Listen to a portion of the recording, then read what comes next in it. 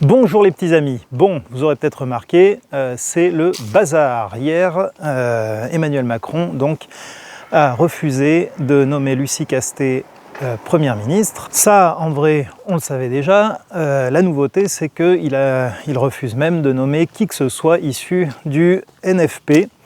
Alors ça, c'est quand même une grande nouveauté parce que, pour petit rappel des faits, Emmanuel Macron donc a annoncé la dissolution de l'Assemblée nationale, à la suite de quoi nous avons été appelés à voter à nouveau pour les députés. Là-dessus, donc, le nouveau Front populaire, qui est une coalition de différents partis de gauche, est arrivé en tête. Et donc, en principe, ce qui se passe habituellement dans ce genre de situation, c'est donc une cohabitation, c'est-à-dire que le président de la République nomme un Premier ministre au sein du parti donc, qui est arrivé en tête. Bon, la difficulté, c'est que le NFP, c'est pas un parti, c'est une coalition de différents partis. Ils se sont mis d'accord pour présenter des candidats uniques dans les différentes circonscriptions. Donc eux-mêmes devaient se mettre d'accord déjà entre eux pour savoir qui ils voulaient proposer pour le poste de Premier ministre. Ça a déjà été assez compliqué. Il y a eu plusieurs noms qui sont sortis. Finalement, ils se sont mis d'accord sur Lucie Castet. Et là, la surprise, c'est que donc, Emmanuel Macron refuse de la nommer Premier ministre à ce poste-là, au nom de la stabilité. Bon, c'est assez curieux, en tout cas, je trouve, de se retrouver effectivement avec finalement un gouvernement démissionnaire, mais qui en fait démissionne pas. Et ça commence à faire quand même un paquet de semaines que ça dure, cette situation. Et aussi, c'est sans précédent, en fait, à ma connaissance, en tout cas dans l'histoire de la Ve République. Et en tout cas, sur les cohabitations dont moi j'ai eu connaissance parce que je les ai vécues, même si je ne suis pas hyper vieux par rapport à la Ve République, j'en ai vécu quelques-unes, j'en ai connu quelques-unes. En principe, les choses se passent comme je viens de vous le dire. Et donc là, il y a quelque chose de nouveau qui apparaît. En même temps, ça apparaît aussi parce que une autre chose qui est tout à fait nouvelle, c'est qu'en vrai, il n'y a pas eu de parti, ni même de la coalition du NFP, qui a atteint la majorité absolue au niveau des sièges de l'Assemblée nationale. Bon, qu'est-ce qui va se passer? Eh bien, bien malin qui pourra le dire. Il y a LFI qui veut destituer le président de la République en faisant appel à je ne sais plus quel article, etc. Au sein du NFP, pour ce que je comprends, ils ne sont pas tous d'accord avec cette idée-là. Emmanuel Macron, lui, ça n'a pas l'air de l'inquiéter. Et donc, qu'est-ce que ça révèle, ça? Eh bien, ça révèle que quand les choses se passent normalement, globalement, tout se passe bien.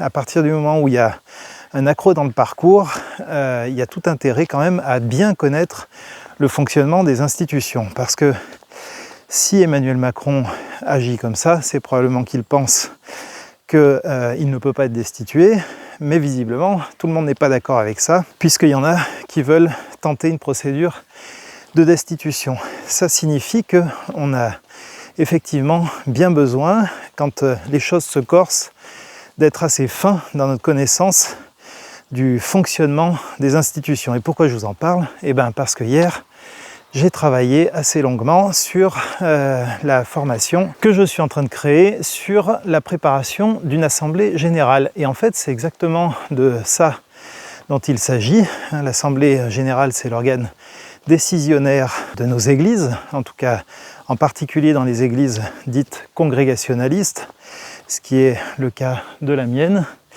où effectivement c'est l'assemblée générale qui prend les grandes décisions vis-à-vis de l'Église pour ce qui la concerne. Alors elle prend les décisions, évidemment, c'est un processus de discernement à vivre avec le Seigneur et devant le Seigneur. Néanmoins, ce discernement s'effectue à la fin par des votes qui font, on va dire, force de loi, quoi. Voilà.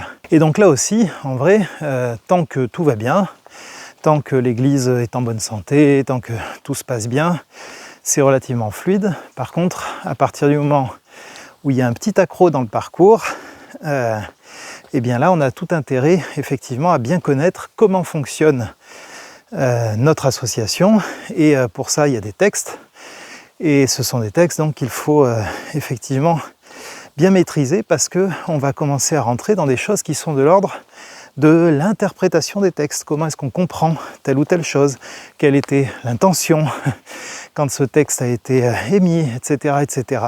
Donc cette formation que je suis en train de monter, en vrai hier j'ai fait tous les enregistrements vidéo et j'ai commencé le montage des vidéos, donc je suis presque au bout en fait là, j'arrive au bout. Elle est intéressante pour ça, parce qu'elle apporte des apports théoriques d'abord, sur un certain nombre de mots de vocabulaire, voilà, sur les différents types de vote, les différents types de majorité requise, savoir faire le distinguo entre les uns et les autres, quand est-ce qu'on utilise les uns, quand est-ce qu'on utilise les autres, etc.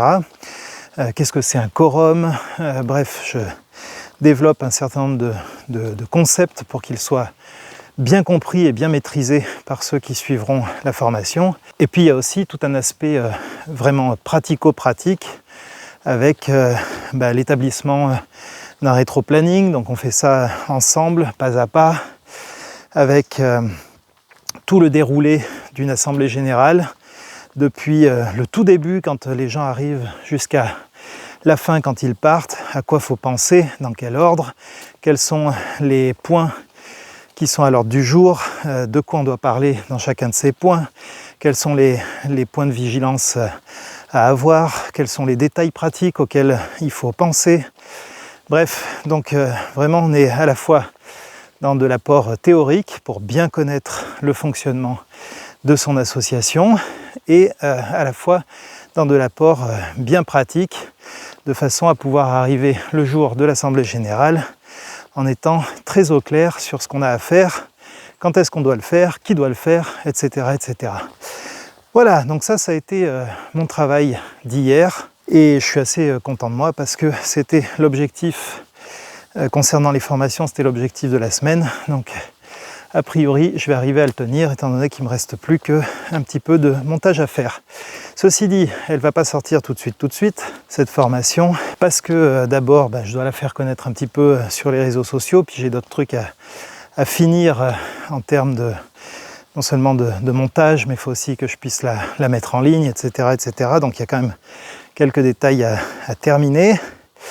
Mais si c'est un sujet qui vous intéresse, je vous en ai parlé hier, vous pouvez vous inscrire à l'atelier du diaconat, et dès qu'elle sera fin prête, eh bien vous serez les premiers à être tenus informés en exclusivité et à pouvoir donc vous y inscrire si toutefois ça vous intéresse.